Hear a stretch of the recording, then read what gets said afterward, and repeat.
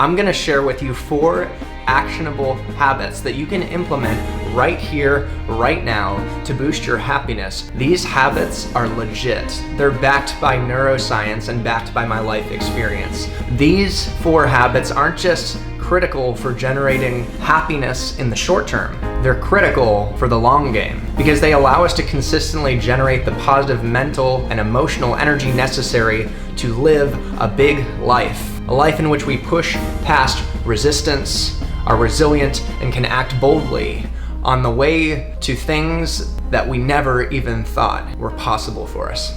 Let's dive into these 4 non-addictive habits that we can practice right now to live a happier life.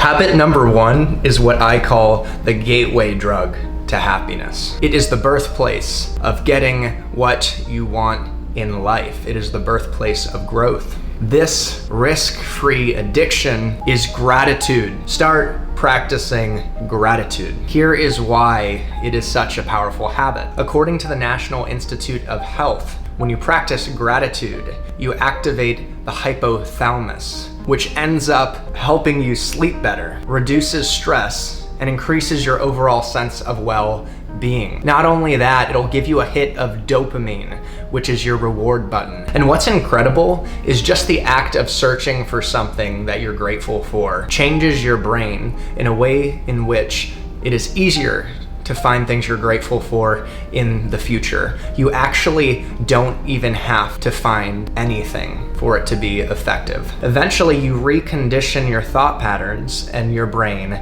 to generate positive emotions and be grateful. You start writing in your gratitude journal in the morning. That boosts your mood, and then you find more things you're grateful for. Oh, and then you do something powerful. You share gratitude with a friend or another person, and then they share in that gift. They express gratitude back to you, and you have a mutual gift of gratitude that you're engaged in as you connect more deeply and you become happier. And you know what? I'm grateful for habit number 2. It's the cornerstone of mindfulness. Label negative emotions. Have you ever experienced an emotional hijacking? It's an experience where something triggers you and you feel really intense emotions, where all of a sudden your IQ drops, logic and reason is out the window, and you feel like your 4-year-old self. You can't function properly like you know you could. You're about to go speak in public and it happens. Emotional hijacking. You're anxious, you're stressed, and you feel like things are ballooning out of control. What happens in these situations is our amygdala is just acting and freaking us out. How do we quiet that damn amygdala? You son of a gun. You label your negative thoughts and emotions. And in doing that, amygdala activity actually reduces, according to studies. Go a step further, you label simply, I'm anxious, I'm angry. And then you come up with a short, concise reason why. I'm anxious because I really like this person and I'm worried they'll reject me. I'm anxious because I'm sharing vulnerably in front of a group of people and I'm worried they might not like my ideas and I might look stupid. In doing that simple exercise, it can actually have a profound effect. But implement this now, and you will diminish your amygdala activity. You will diminish the experience of negative emotions and thoughts, and you will free up the space to generate more happiness in your life. Gosh, I can't decide what habit number 3 is gonna be. You know what? It's gonna be set intentions and make decisions. There you have it. I'll have the lamb. I'm going to Hawaii. I'm gonna call that girl. I'm gonna hit the upload button. Start making decisions. I don't care how many options are in the menu. I don't care how many places you could travel. Stop hesitating and choose. Because when you make a decision, the prefrontal cortex in the parietal lobe is activated, which reduces anxiety and worry.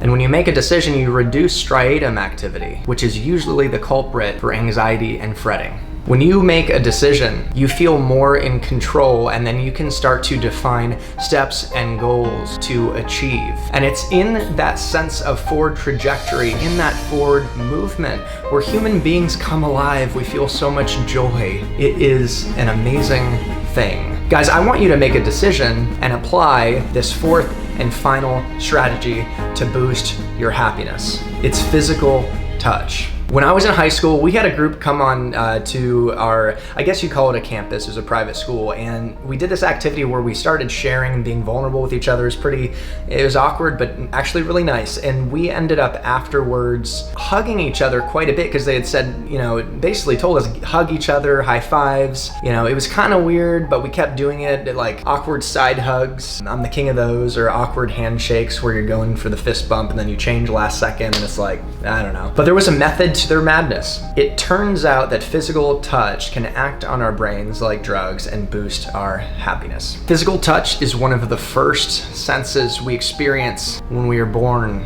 Physical touch helps us express powerful, positive emotions like love, joy, gratitude, and empathy. A mother's touch can diminish a baby's pain. Physical touch releases a neurotransmitter called oxytocin. And oxytocin sets in motion a host of positive experiences, from bonding to reduced stress to a greater sense of trust and security, a greater sense of calm, and a boosted immune system. Physical touch is a no-brainer, so start thinking about how you can implement this in your daily life. Granted, don't go touching everyone. I don't want you to get an HR violation or to rub someone the wrong way, but find people like your spouse, your significant other, boyfriend, girlfriend, your friends and family who you can experience this with. Guys, I want to finish up with some calls to action. First one's obvious. Implement these 4 strategies to start boosting your happiness right here, right now. Practice gratitude. Write in a journal. Share gratitude with others. Label negative thoughts and emotions and see their power diminish.